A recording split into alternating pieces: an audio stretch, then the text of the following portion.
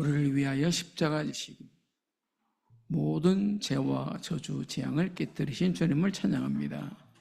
그 주님께서 부활하신 그날을 기념하여 주일에 모여 예배드리는 모든 현장을 복되게 하시되 오늘 신흥교회로 모인 심령들에게 하나님의 은혜 있게 하시고 하나님의 영광 돌리는 은혜의 시간 될 수 있도록 축복하여 주옵소서.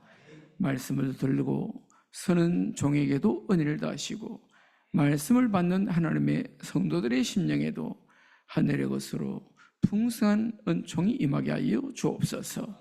예수 그리스도 이름으로 기도하옵나이다. 오늘 세례를 받으신 세 분 축하하고 하나님께 영광 돌립니다.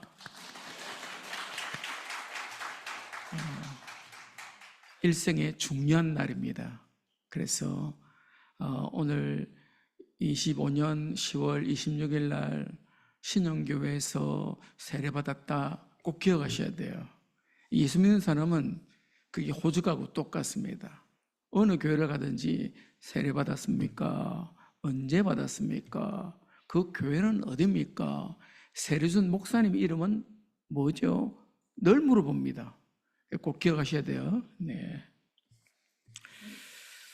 오늘 추수감사주일인데 얼마나 감사가 되나요?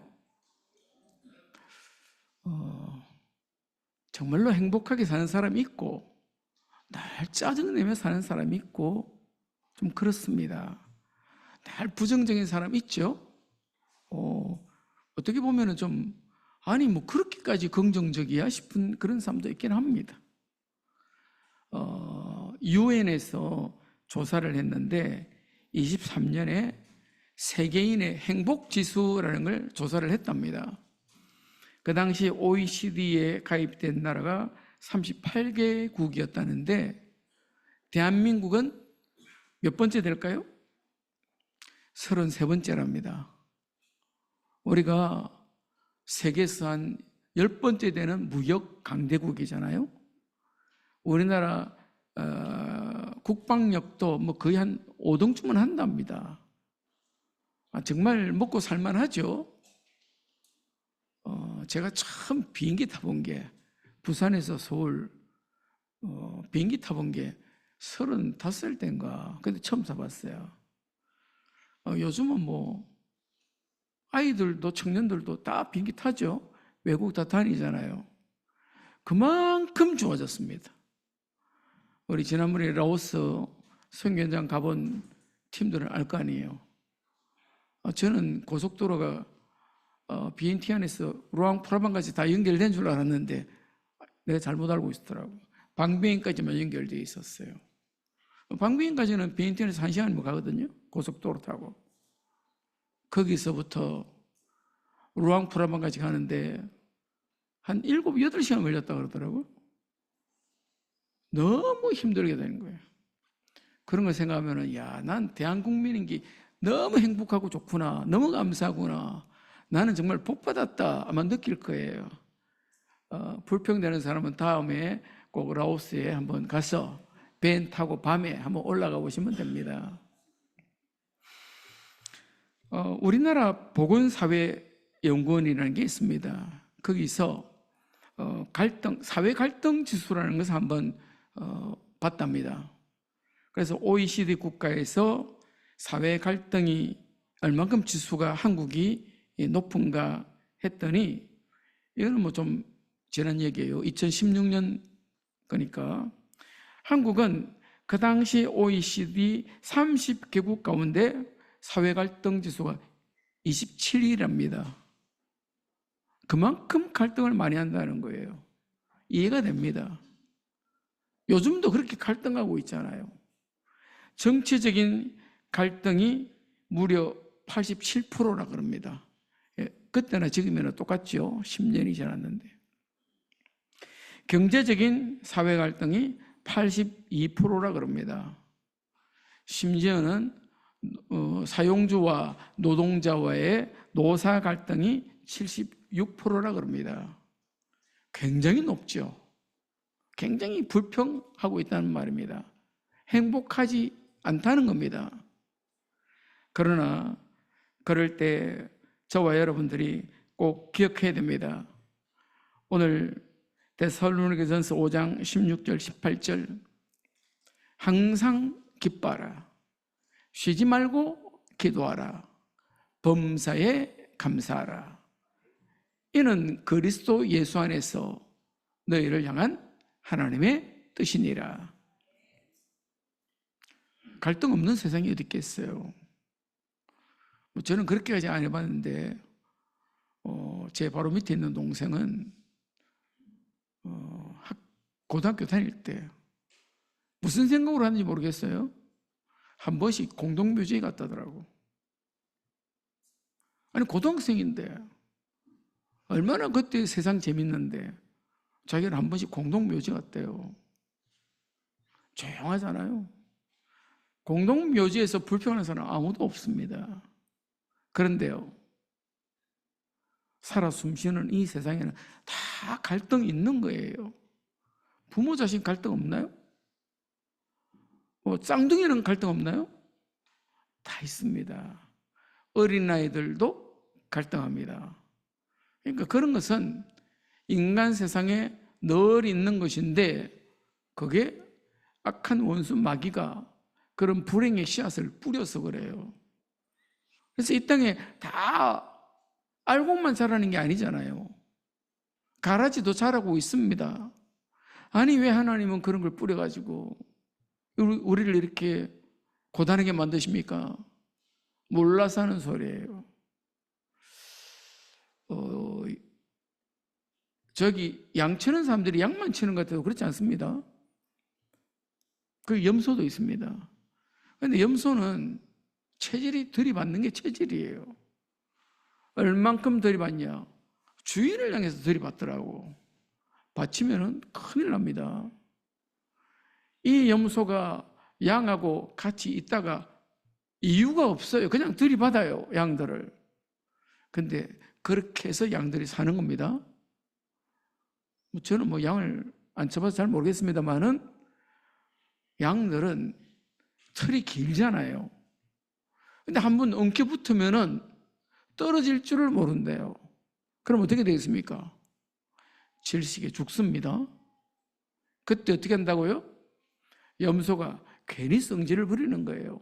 와서 들이받습니다. 그러면은 흩어져서 숨쉬고 사는 겁니다. 다시 말해서 갈등이 있다, 문제가 있다. 그게 성도에게는 해로운 게 아니에요. 그게 하나님께로 나가는 복된 길입니다. 그래서 오늘 내게 문제 많은데, 오늘 나는 좀 걱정이 많은데 왜 하나님께서 내게 기도 안 하는 거예요? 하나님께서 응답 주실 계획이 있다는 겁니다. 그래서 쉬지 말고 기도하는 겁니다. 하나님께서는 늘 감사하며 살아라 그러는데 스펄전 목사님은 그렇게 설교를 했습니다. 저 별을 보고 감사하는 자에게는 하나님이 달을 주시고 달빛을 보고 감사하는 자에게는 하나님이 햇빛을 주신다. 우리가 감사하지 못하면은 해도 달도 별의 은혜도 없는 거예요. 저와 여러분들이 정말로 하나님의 은혜 속에서 승리하는 믿음의 걸음을 걷게 되시길 바랍니다. 성경을 읽다 보면은요, 이게 언제지? 마태복음하고 마가복음하고 누가복음하고 좀 장면이 좀 다른데 이런 걸 많이 느낍니다. 여태까지 성경을 읽었어도 그래요. 그래서 저도 이 말씀을 준비하기 전에 연대기 성경이라는 게 있거든요. 시간 순서대로 성경을 다시 편집해 놓은 성경책이 있어요. 일부러 그걸 교회에 있는데 일부러 집으로 가져가서 한번 차례로 읽어봤습니다. 오늘 이 장면이 도대체 언제냐? 이 장면이 일어나기까지 어떤 일들이 일어났냐? 요한복음에 보면 잘 기록되어 있습니다. 세례 요한이 감옥에 갇혔어요. 죽기 직전입니다. 예수님은요, 자꾸 배척을 받아요. 근데 원래 안드레를 통해서 베드로도 그리스도를 알게 되고 그 통해서 요한과 야고보도 복음을 알게 됐어요. 근데 그럼에도 불구하고 문제가 생기는데, 아니 세례 요한이 감옥에 가서 죽게 됐다니까요. 원래 안드레하고 사도 요한은 그 세례 요한의 제자잖아요. 감옥에 갇혀 있으니까 할 일이 없죠.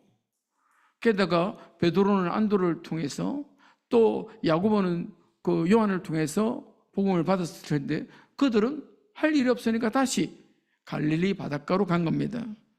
오늘 1절에는 게네사렛 호숫가, 게네사렛이나 갈릴리나 같은 곳입니다. 다르게 불렀을 뿐이에요. 거기 가서 하는 일이 뭡니까? 이들이 원래 전문적인 어부입니다. 한 번씩 낚시 다니는 게 아니고 이 사람들은 전문적인 어부예요. 그래서 고기를 잡으러 갔는데 오늘 예수님이 게네사렛 호숫가에 오셨어요. 물론 예수님이 예루살렘에서 배척을 받으니까 나사렛, 예수님의 고향으로 갔는데 거기서도 배척을 했어요. 거기서도 받아들여 주지 않아요. 그래서 가다 보니까 이 갈릴리 호숫가로 왔어요. 그냥 예수님께서 아무 계획 없이, 아무 목적 없이 그냥 걸음 걷는 대로, 발이 닿는 대로 그냥 이렇게 다녔을까? 저는 그렇게 생각하지 않습니다. 저는 그것이 베드로를 찾아오신 걸음이라고 생각됩니다. 그냥 되어지는 일이 아니라는 거죠. 뭐 어디 있는지 내가 어떻게 알고 찾아? 갈릴리 바닷가에 있다니 그 사람들은. 그래서 고기 잡고 있을 것이 분명해요. 그래서 예수님께서 1절에 무리들이 몰려와서 하나님의 말씀을 듣고 예수님께서는 말씀을 전하는데 그때에 게네사렛 호숫가라는 거죠. 예수님께서 그 무리들을 말씀 주시기 위해서 거기까지 왔냐? 저는 그렇게 성경이 이해되지 않습니다. 왜냐니까 예수님이 하나님이시잖아요. 예수님이 지금 제자들을 세우고 있는 중에 있거든요. 누구를 세워야 되겠어요? 예수를 그리스도로 고백하는 그들. 지금은 문제에 매여가지고, 지금은 사건이 일어나서, 지금은 형편을 따라 어쩔 수 없이 예수님을 떠나서 갈릴리 바다로 돌아간 그 제자들. 주님은 그들을 찾으러 오신 것이다. 저는 그렇게 믿습니다. 그러니까 사람들이 많지만은 예수님의 시선은 누구에게가 있냐? 제자에게가 있는 거예요. 그 베드로에게, 그 안드레에게, 그 옆에 있는 요한과 야고보에게가 있습니다. 그들을 찾아 예수님께서는 걸음을 옮기신 것입니다. 힘들었죠. 베드로는 어려웠습니다. 쉽지 않잖아요. 그렇게 쫓아다녔던 세례 요한이 감옥에 갇혀버렸어요. 아니 그렇게 그리스도로 인정했던 예수님이 가는 곳마다 배척을 받아요. 나는 뭘 어떻게 하면 되겠습니까? 모르겠다. 고기나 잡으러 가자. 그런데 오늘 이 누가복음을 기록한 사람은 제자 누가거든요. 의사 누가입니다. 우리가 의사가 환자를 대할 때 아무 이야기나 툭 던져주지는 않죠. 묻습니다. 문진하는 거예요. 만집니다. 촉진을 하는 거죠. 그 다음에 뭡니까 이게? 갖다 대는 거. 이것도 갖다 대면 청진기도 갖다 댑니다.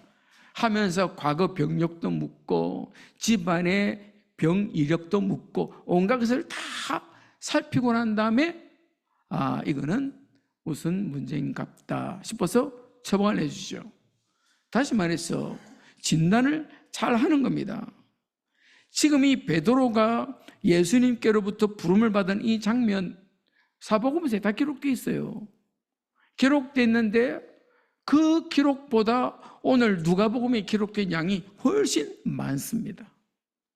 다시 말해서 이 누가는 베드로 사도의 부르심, 그리고 안드레와 요한과 야고보가 부르심 받는 이 장면을 충분히 많이 설명하고 기록하고 싶었던 거죠. 어떻게 이 베드로의 상태가 어떤 상태였는지, 그가 어떻게 변화됐는지, 그 후에 어떤 삶을 살았는지 구체적으로 기록하고 싶었다는 거예요. 그게 하나님의 계획입니다. 그게 저와 여러분들에게 주는 메시지예요.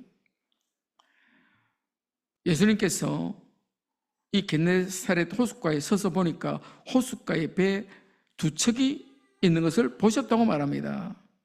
그 두 척의 배를 타고 고기 잡았던 어부들은 배에서 나와서 그물을 씻고 있었다 그랬습니다. 사실은 우리나라도 마찬가지입니다. 고기 잡으러 낮에 잘 안 다닙니다. 원래 밤에 다녀요. 낮에는 물고기들이 깊은 곳에, 어두운 곳에 다 내려갑니다. 밤 되면요, 다 빛을 보고 위로 올라옵니다. 요즘처럼 그렇게 좋은 어획 도구들이 있던 시절이 아니잖아요. 그러니까 뭐 어쩔 수 없이 물 위에 있는 그것을 그물 던져서 잡는 그런 방법밖에 없어요. 그런데 그렇게 밤새 고기를 잡았는데 못 잡았어요. 인생이 헛수고했어요. 기대를 했지만은 낭망이에요. 근데 이제는 뭐 또 내일 또 가야 되니까 그물을 씻고 그물을 정리하는 거죠. 그때 예수님께서 3절에 보니까 한 배에 오르시니, 그 배는 누구 배라고요? 시몬 베드로가 타는 배였습니다. 저는 일부러 예수님이 그 배를 타셨다, 저는 그렇게 생각합니다. 아니, 아무 배 중에 한 배를 탔다, 저는 그렇게 생각하지 않습니다. 주님께서 시몬의 배를 타셨다는 것은 시몬에게 하나님의 메시지를 전달할 내용이 있다는 겁니다. 시몬은 지금 밤새도록 수고했지만은 헛수고했습니다. 빈배였습니다. 그러나 예수님이 시몬의 배에 올라타는 그 순간부터 달라지는 거예요. 예수님께서 그 배를 육지에서 조금 떼기를 청하시고 배에서 무리들을 가르치시는데 말씀을 가르치신 거죠. 그리고는 4절에요. 말씀을 마치시고 시몬에게 이르시되 깊은 데로 가서 그물을 내려 고기를 잡아라. 아니, 베드로가 전문이라니까요. 예수님은 고기 잡는 건 몰라요. 예수님은 뭐 전공이라고 말하면 목수일이에요. 전혀 분야가 다르잖아요. 그런데 예수님께서는 그물을 내리라고 말합니다.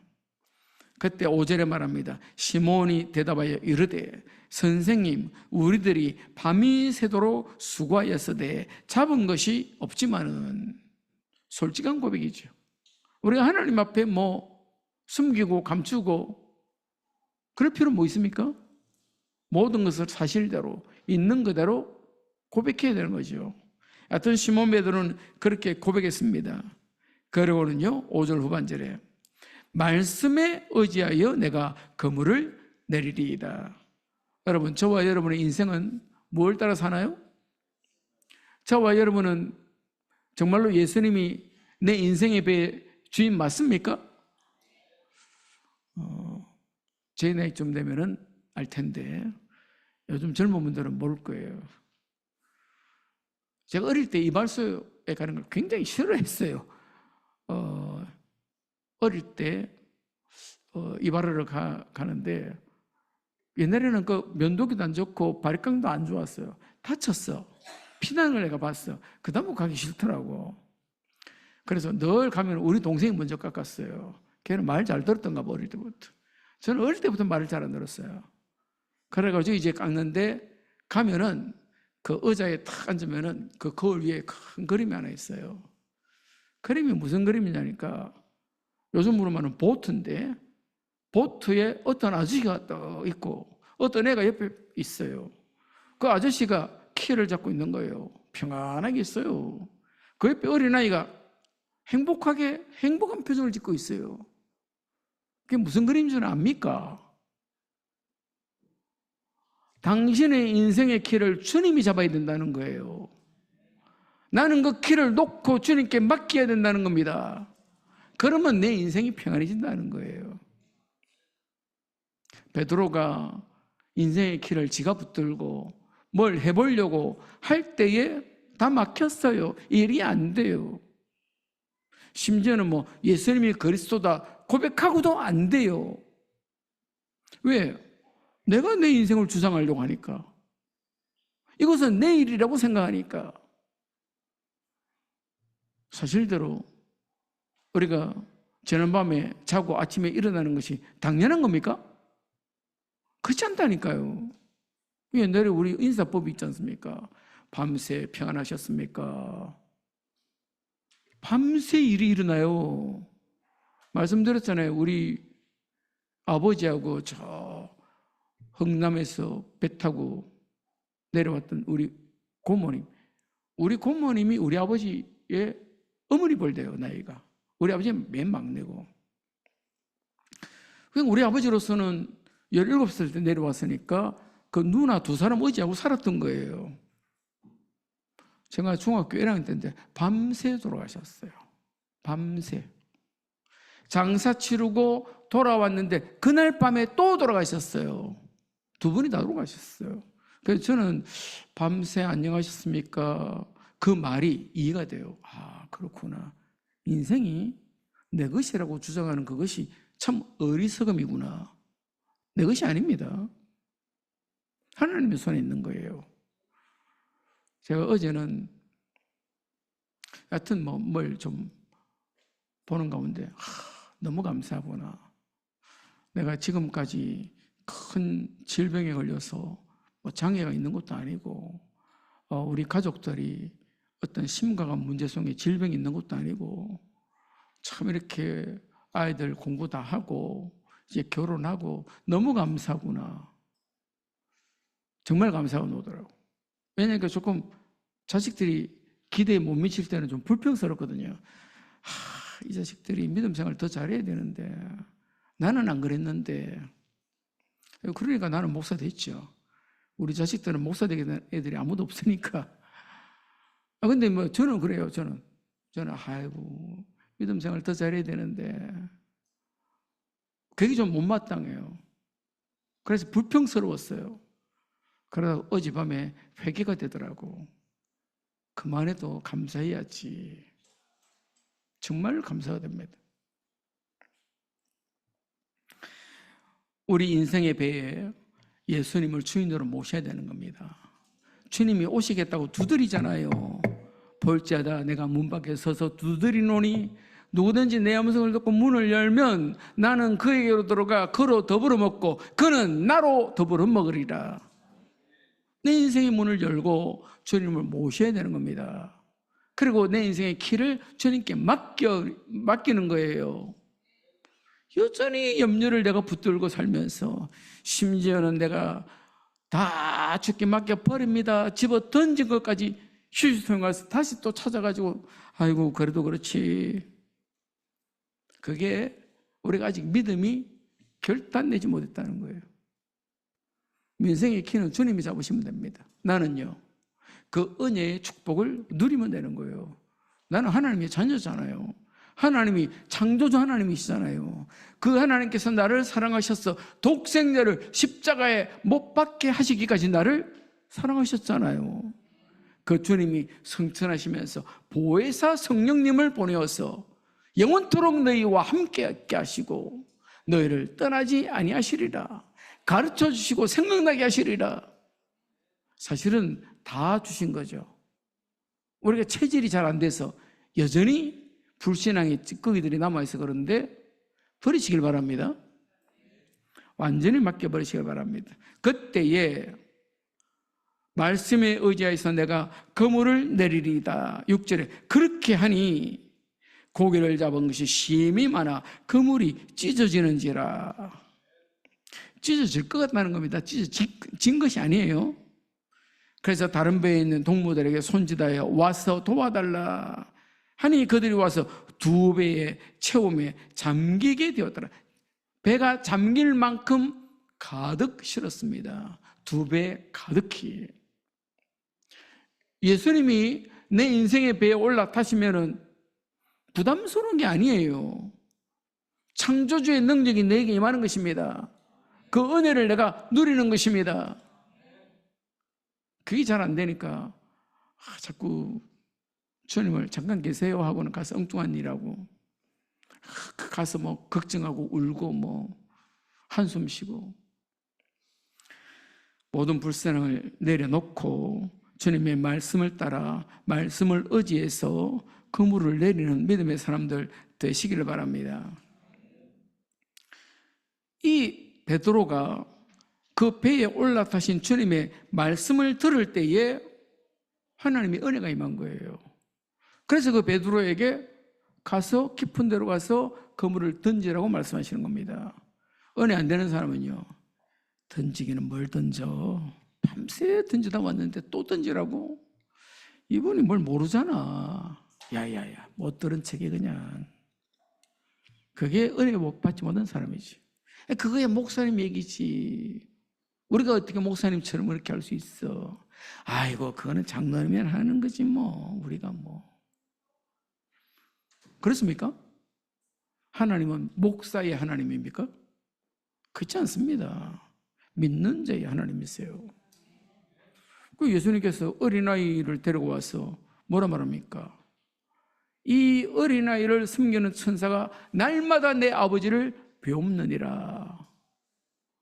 이 어린아이의 소원도 천사가 받아서 하나님 아버지 보좌 앞으로 가지고 간다는 거예요. 이 어린아이와 같이 않으면 천국에 들어갈 수 없다. 무슨 말이에요? 그대로 믿으라. 그대로 믿어라.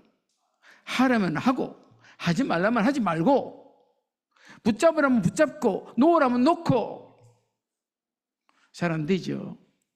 내가 하려고 그래서 그래요. 버리시길 바랍니다. 그리고 주님의 언약을 붙잡으시길 바랍니다.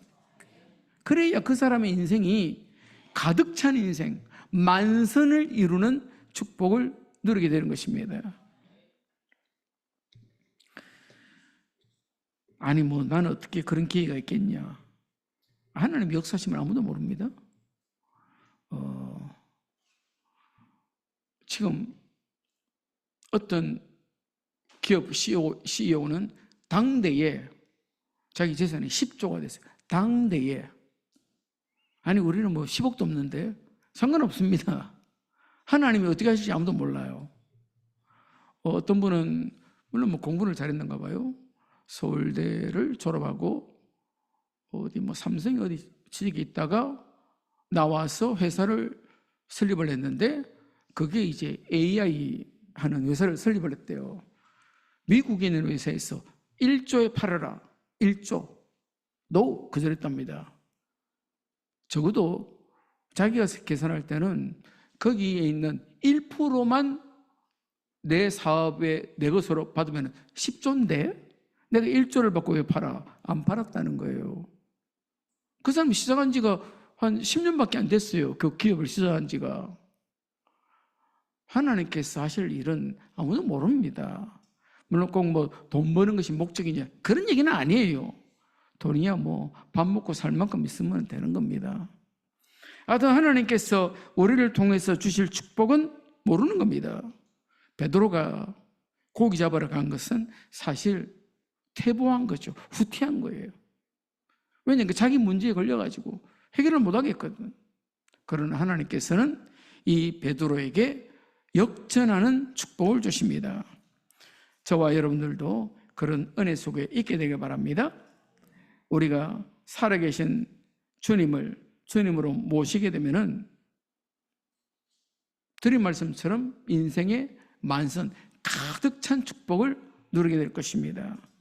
뿐만 아니라 5절에는 선생님 이렇게 불렀습니다. 그런데요 8절에는 뭐라 부르죠? 주여. 단어가 달라지죠? 믿음의 내용이 달라집니다. 선생은 많은 무리 중에 한 사람입니다. 주님은요, 한 분밖에 없습니다. 그러니까 베드로가 그렇게 답이 나왔다는 거예요. 저와 여러분들도 인생의 답을 내는 믿음의 성도들이 되시길 바랍니다. 기도하시겠습니다. 좋으신 주님 감사합니다. 참 믿음의 성도들이 하나님 앞에 믿음으로 서게 하시고 정말로 내 인생의 배에 타시는 주님을 영접하며 그 주님의 말씀에 절대 순종하여 하나님께서 나를 향해 세우신 모든 계획의 응답을 누리는 기쁨이 있게 하여 주옵소서. 예수 그리스도 이름으로 기도하옵나이다. 아멘.